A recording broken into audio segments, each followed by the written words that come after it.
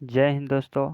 आज हम हमारे इतिहास का अगला टॉपिक का क्वेश्चन करेंगे, जिसका नाम है सामाजिक इतिहास महाभारत के संदर्भ में। यानी कि हमारा जो ये टॉपिक है ये है सामाजिक इतिहास, ठीक है। और ये महाभारत के संदर्भ में बताया गया है कि महाभारत के संदर्भ में भारत के सामाजिक इतिहास किस प्रकार के थे। आज के इस चैप्टर में इसी बात को हम देखेंगे, ठीक है। तो चलिए बिना देरी किए हुए आज के इस वीडियो को शुरू करते हैं। अगर आप इस चैनल पर नए होंगे तो चैनल को सब्सक्राइब कर लें और बेल आइकन को दबा लें ताकि इस तरह की वीडियो की नोटिफिकेशन आप तक पहुंचे, सबसे पहले पहुंचे। और अगर आपको यह वीडियो अच्छा लगता है तो वीडियो को लाइक करें और अपने दोस्तों के साथ अपने स्टडी ग्रुप में शेयर ज़रूर करें, ताकि आपके दोस्त को भी बोर्ड परीक्षा में अच्छी तैयारी हो सके, ठीक है।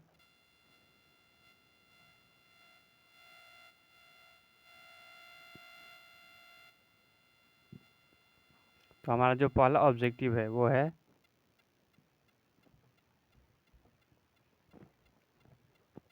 महाभारत का युद्ध किसने जीता। यानी कि जो महाभारत हुआ था तो महाभारत का युद्ध किसने जीता था। तो आप सब जानते हैं कि महाभारत का युद्ध पांडव ने जीता था, पांडवों ने जीता था और कौरवों ने हारा था। तो एक का राइट आंसर हो जाएगा ऑप्शन नंबर ए, ठीक है। महाभारत का युद्ध पांडवों ने जीता था। अगला क्वेश्चन है 5 पांडवों में सबसे बड़ा कौन था।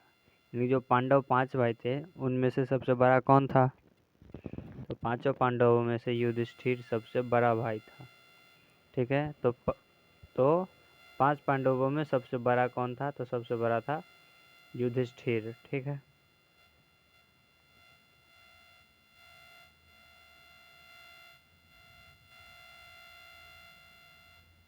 अगला क्वेश्चन है भीम ने हिडिंबा के साथ कौन सा विवाह संपन्न किया था। यानी कि भीम ने जो हिडिंबा से विवाह किया था वह किस प्रकार का विवाह था। तो वो एक दूसरे के रूप को देखकर आकर्षण हुए थे, तब उन्होंने शादी किया था। तो वो ये गंधर्व विवाह के अंतर्गत आता है। तो भीम ने हिडिंबा के साथ गंधर्व विवाह संपन्न किया था, ठीक है। तो इसका राइट आंसर हो जाएगा हमारे पास गंधर्व, ऑप्शन नंबर बी, ठीक है।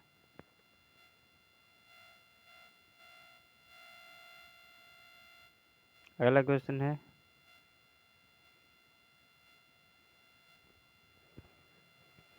सबसे पहले अवतारवाद सिद्धांत का व्यापक निरूपण कहाँ किया गया है। यानी कि सबसे पहले किसी भी चीज़ का अवतारवाद होता है तो इसका निरूपण कहाँ किया गया था। तो सबसे पहले इस चीज़ का निरूपण किया गया था भागवत गीता में, ठीक है। भागवत गीता में, जो कि अभी रामायण का ही एक भाग है। तो सबसे पहले अवतारवाद सिद्धांत का व्यापक निरूपण कहाँ किया गया। तो ये भागवत गीता में किया गया था, जो कि अभी क्या है, महाभारत का भाग है, ठीक है। अगला क्वेश्चन है महाभारत की रचना किस भाषा में हुई थी। यानी कि जो हमारा महाकाव्य है महाभारत, इसकी रचना किस भाषा में हुई थी। तो आप सब जानते हैं कि महाभारत की रचना संस्कृत भाषा में हुई थी, ठीक है। तो महाभारत की रचना किस भाषा में हुई थी। तो संस्कृत भाषा में हुई है, ठीक है। अगला क्वेश्चन है पुराणों की संख्या कितनी है। यानी कि पुराण कितने हैं। महाभारत में जो धार्मिक ग्रंथ होते हैं उसमें पुराण है, तो पुराणों की संख्या कितनी है। तो आप सबको पता है कि पुराणों की संख्या 18 है, ठीक है। तो पुराणों की संख्या 18 है।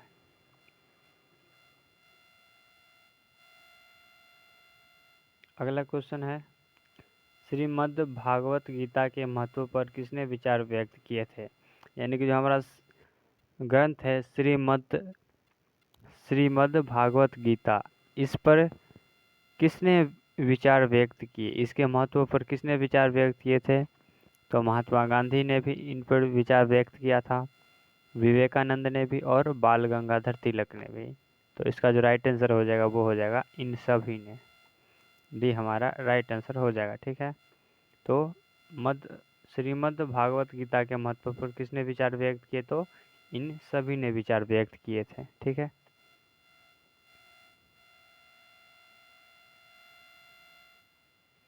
अगला क्वेश्चन है मनुस्मृति के रचयिता कौन थे? यानी कि जो हमारा एक ग्रंथ है मनुस्मृति, इसके रचयिता कौन है? तो देखिए मनुस्मृति, मनु और स्मृति, तो मनुस्मृति के रचयिता है मनु। ठीक है, तो मनुस्मृति के रचयिता है मनु। इन्होंने अपनी स्मृति लिखी थी, तो मनु उसी को कहा गया है मनुस्मृति। तो मनुस्मृति के रचयिता कौन है? तो ये है मनु। ठीक है,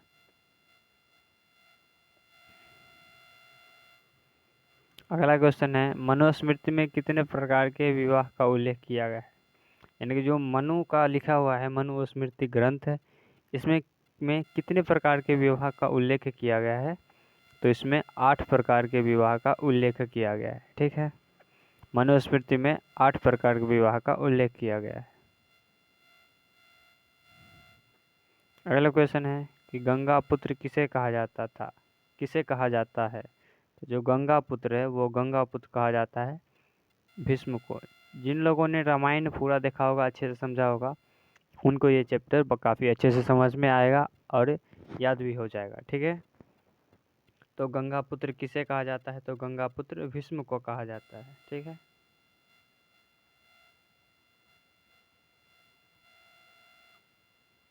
अगला क्वेश्चन है प्राचीन महाभारत के महाकाव्य का नाम है? यानी कि जो हमारा प्राचीन भारत है इसके महाकाव्य का क्या नाम है?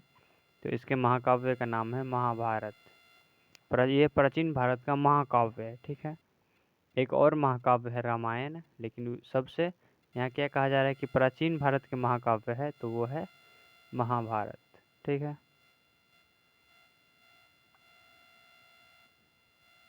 अगला क्वेश्चन है रामायण की रचना किसने की? यानी जो रामायण नामक ग्रंथ है, तो रामायण के रचनाकार कौन है? तो रामायण के रचनाकार है वाल्मीकि। ठीक है, और मनुस्मृति जी की क्या रचना है? तो मनुस्मृति जी की रचना है, मनु की रचना है मनुस्मृति, और वेद व्यास ने महाभारत लिखा है, महाभारत की रचना की थी इसने। ठीक है, ठीक है, तो रामायण की रचना किसने की? तो वाल्मीकि ने की रामायण की रचना। ठीक है, अगला क्वेश्चन की तरफ पढ़ते हैं। अगला क्वेश्चन है दुर्योधन की माँ कौन थी? यानी कि दुर्योधन की माँ का नाम पूछा जा रहा है।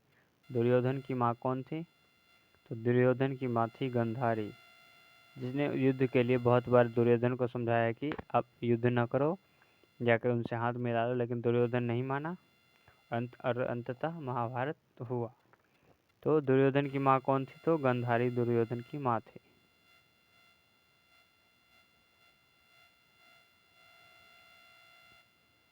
अगला क्वेश्चन है दुर्योधन की ओर से कौरव पांडव, यानी कि कौरवों और पांडवों के युद्ध में शामिल थे।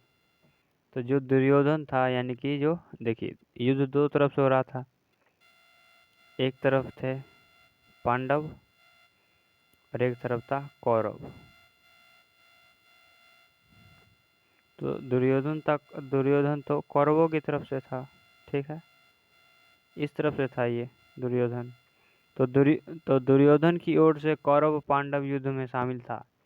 तो जो दुर्योधन की ओर से और कौन शामिल था इसमें से?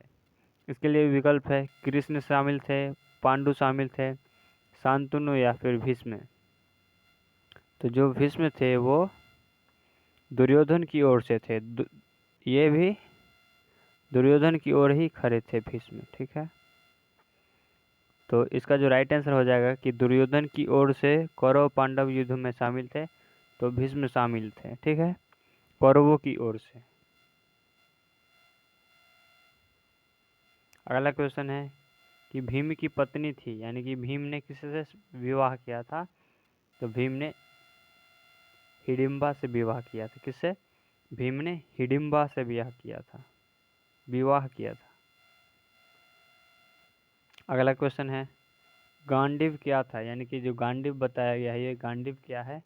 तो गांडीव बताया है कि अर्जुन के धनुष को गांडीव कहा जाता था महाभारत में। ठीक है, तो गांडीव क्या था? तो अर्जुन का धनुष को गांडीव कहा जाता था।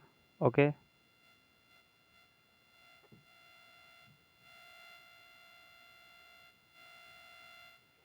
अगला क्वेश्चन है, युद्ध भूमि में अर्जुन के सामने की सेना में कौन था? यानी कि युद्ध भूमि में अर्जुन के सामने, यानी कि एक तरफ अर्जुन और दूसरी तरफ उनकी सेना में कौन था? उनके सामने वो अर्जुन किससे लड़ाई कर रहा था? तो अर्जुन के सामने उसका द्रोणाचार्य गुरु भी था, उसका दादा भीष्म पिता भी था और दुर्योधन भी था। तो इनमें से सभी। ठीक है, तो उपयुक्त सभी हो जाएगा राइट आंसर। ठीक है, तो युद्ध भूमि में अर्जुन के सामने की सेना में कौन था? तो द्रोणाचार्य, भीष्म पितामह, दुर्योधन, उपयुक्त सभी। तो इसका राइट आंसर हो जाएगा उपयुक्त सभी।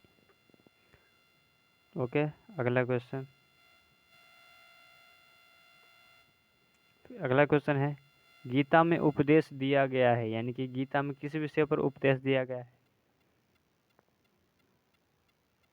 पहला है कर्म करो, यानी कि कर्म करने पर। दूसरा, भविष्य की चिंता मत करो, यानी कि हम अभी जो कार्य कर रहे हैं उससे भविष्य पर क्या प्रभाव पड़ेगा, इसकी चिंता मत करो। कर्म फल हमारे हाथ में नहीं है, यानी कि जो हम काम कर रहे हैं वो उसका फल हमारे हाथ में नहीं है। या फिर उपयुक्त सभी। तो जो गीता में उपदेश दिया गया है, इनमें से सभी उपदेश दिया गया है कि कर्म करते चलो, भविष्य की चिंता मत करो और कर्म फल हमारे हाथ में नहीं है। ठीक है, अगला क्वेश्चन है, गोत्र किसका सूचक था? यानी कि जो गोत्र बताया जाता है, ये गोत्र किस चीज़ का सूचक होता था? तो गोत्र जो सूचक होता था वो प्रत्येक उपजाति के सामान्य पूर्वज का सूचक होता था। यानी कि उस समय जो वर्ण व्यवस्था थी वो थी ब्राह्मण, शूद्र, वर्ण, 4 व्यवस्थाओं में बटी हुई थी उस समय की समाज। तो उसका सभी समाज का, सभी जाति का अलग अलग गोत्र हुआ करता था। ठीक है, तो गोत्र किसका सूचक था? तो गोत्र प्रत्येक उपजाति के सामान्य पूर्वज का सूचक था। 19 का हमारा ए राइट आंसर हो जाएगा। ठीक है,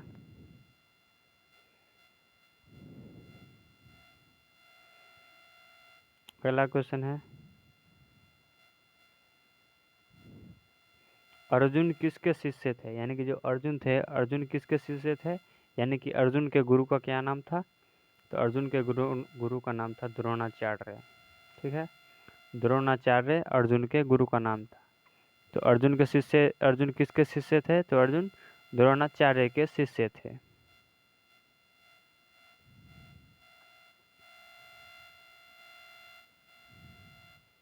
अगला क्वेश्चन है कि निम्न में से किस संत ने गीता की भक्ति टीका मराठी में लिखी?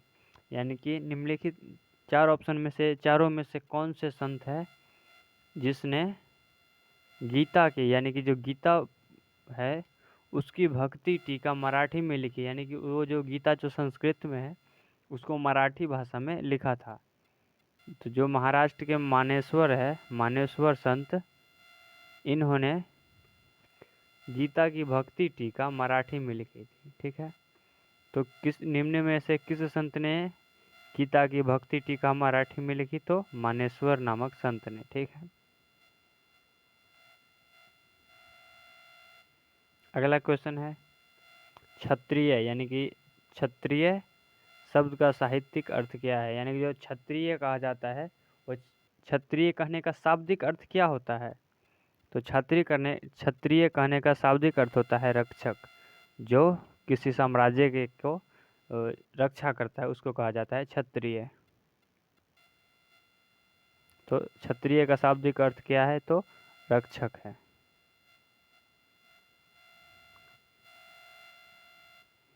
अगला क्वेश्चन है, महाभारत का युद्ध कितने दिनों तक चला था? तो जो महाभारत का युद्ध चला था, तो महाभारत का युद्ध कहाँ चला था, ये कमेंट में बताएंगे आप सब। और महाभारत का युद्ध कितने दिनों तक चला था? तो ये 18 दिनों तक चला था।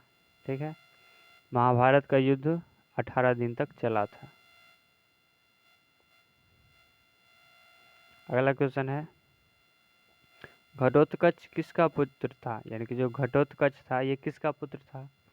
तो घटोत्कच जो था वो भीम का पुत्र था, और भीम की पत्नी का नाम है हिडिंबा। ठीक है, तो कभी कभी ऑप्शन में रह सकता है कि घटोत्कच किसका पुत्र था, उसके जगह भीम की जगह हिडिंबा दे सकता है। तो आप भीम या हिडिंबा दोनों में से कोई एक ऑप्शन रहेगा, तो या तो आप भीम लगाएंगे या तो आप हिडिंबा लगाएंगे। ठीक है, तो घटोत्कच किसका पुत्र था? तो ये भीम का पुत्र था।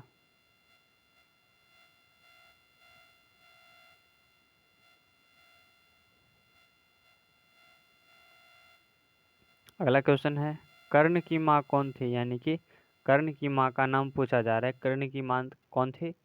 तो कर्ण की माँ थी कुंती। कुंती किसकी माता थी? तो कर्ण की माता थी कुंती।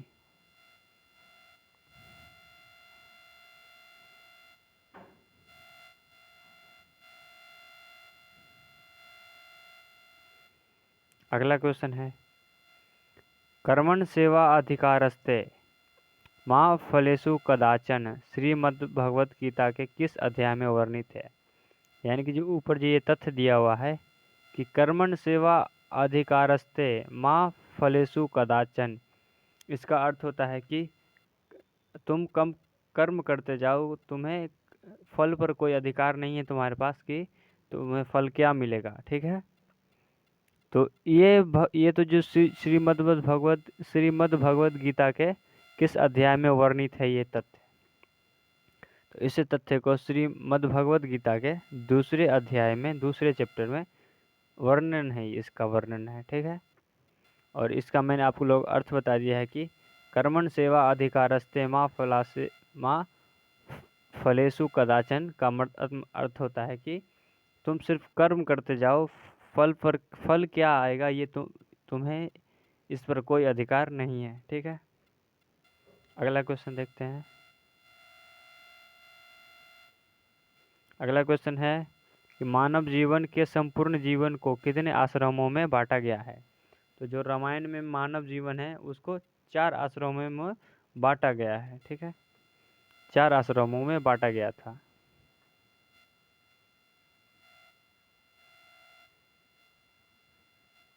अगला क्वेश्चन है, अभिमन्यु किसका पुत्र था? जो अभिमन्यु था वो किसका पुत्र था?